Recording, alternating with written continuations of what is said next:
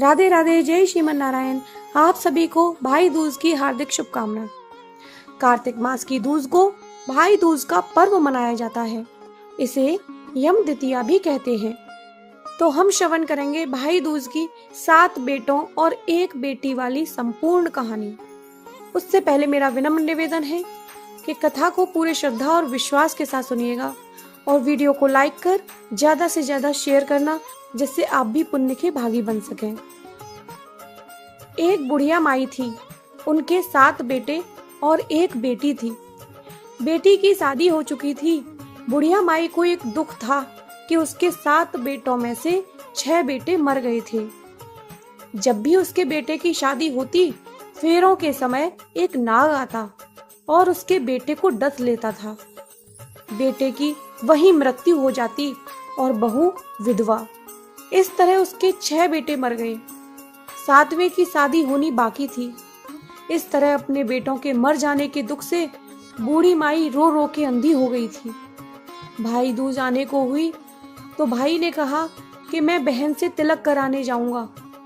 माँ ने कहा ठीक है। उधर जब बहन को पता चला कि उसका भाई आ रहा है तो वह खुशी से पागल होकर पड़ोसन के घर गई और पूछने लगी कि जब बहुत प्यारा भाई घर आए तो क्या बनाना चाहिए। पड़ोसन उससे जलती थी तो उसने उसे सब गलत बता दिया कि दूध से रसोई लीप ले और घी में चावल पका ले। बहन ने ऐसा ही किया। उधर जब भाई बहन के घर जा रहा था तो उसे रास्ते में सांप मिला। सांप उसको डसने को हुआ तो भाई बोला कि तुम मुझे क्यों डसना चाहते हो। सांप ने कहा कि मैं तुम्हारा काल हूं और मुझे तुमको डसना है। भाई ने उससे निवेदन किया कि मेरी बहन मेरा इंतजार कर रही है। जब मैं तिलक करा के वापस लौटूं तब तुम मुझे डस लेना। इस पर सांप बोला कि भला आज तक कोई अपनी मौत के लिए लौट कर आया है जो तुम आने के लिए कह रहे हो। इस पर भाई ने कहा कि अगर तुझे मुझ पर विश्वास नहीं है तो मेरे झोले में बैठ जा। सांप ने ऐसा ही किया। बहन के घर जब भाई आया तो वह बहुत खुश हुई। भाई बोला कि बहन जल्दी से खाना दे, बड़ी भूख लगी है। अब बहन खाना कैसे दे, क्योंकि पड़ोसन के बताए अनुसार दूध से रसोई लीपकर सूखी ही नहीं और घी में चावल नहीं पके। तब भाई ने कहा कि बहन इतनी देर क्यों लग रही है, तू क्या पका रही है। ऐसे में भाई ने बहन को पूरा तरीका बताया कि गोबर से रसोई लीप, दूध में चावल पका। बहन ने ऐसा ही किया और खाना खा के भाई को बहुत जोर से नींद आने लगी। इतने में बहन के बच्चे आ गए। बोले मामा मामा हमारे लिए क्या लाए हो। भाई बोला कि मैं कुछ नहीं ला पाया। इस पर बच्चों ने मामा का झोला ले लिया और खोलकर देखा तो उसमें सांप की जगह हीरे का हार था। अगले दिन भाई बोला कि अब मुझे जाना है, मेरे लिए खाना रख दे। बहन ने उसके लिए लड्डू बना के एक डब्बे में रख दिए। भाई कुछ दूर जाकर थककर एक पेड़ के नीचे सो गया। उधर बहन के जब बच्चों को भूख लगी तो माँ से कहा कि खाना दे दो। माँ ने कहा कि खाना बनने में अभी देर है। बच्चे बोले कि मामा के लिए जो आपने रखा है वही दे दो। तो वह बोली कि लड्डू बनाने के लिए बाजरा पीसा था, वही बचा पड़ा है चक्की में, जाकर खा लो।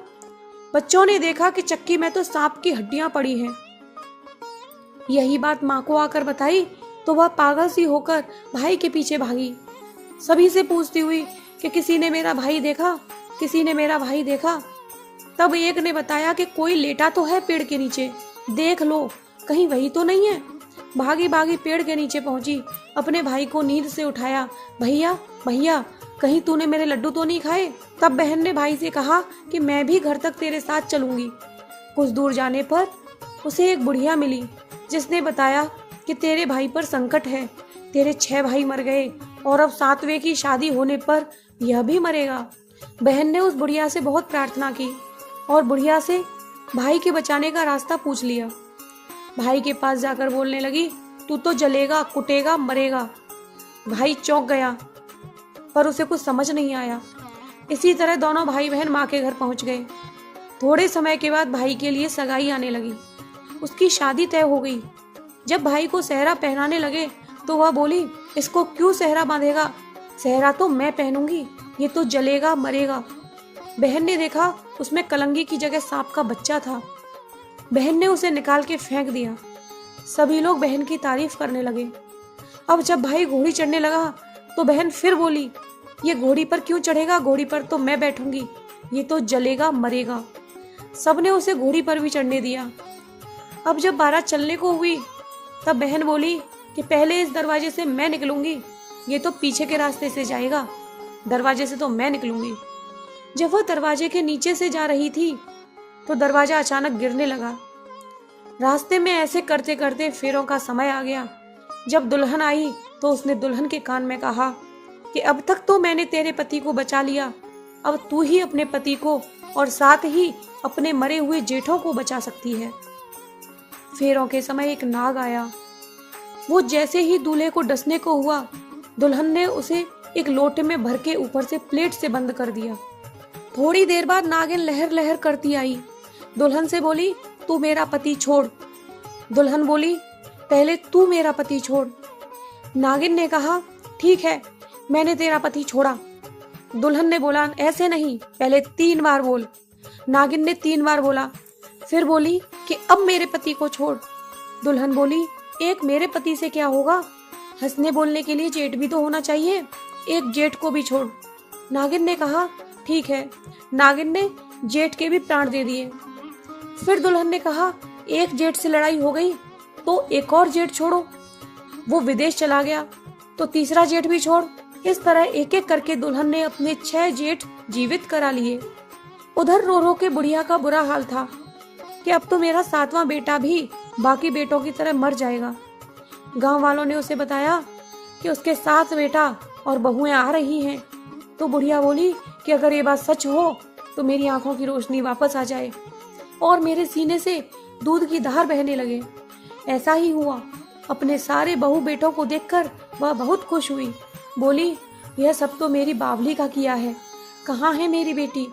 सब बहन को ढूंढने लगे। देखा तो वह भूसे की कोठरी में सो रही थी। जब उसे पता चला कि उसका भाई सही सलामत है तो वह अपने घर को चली।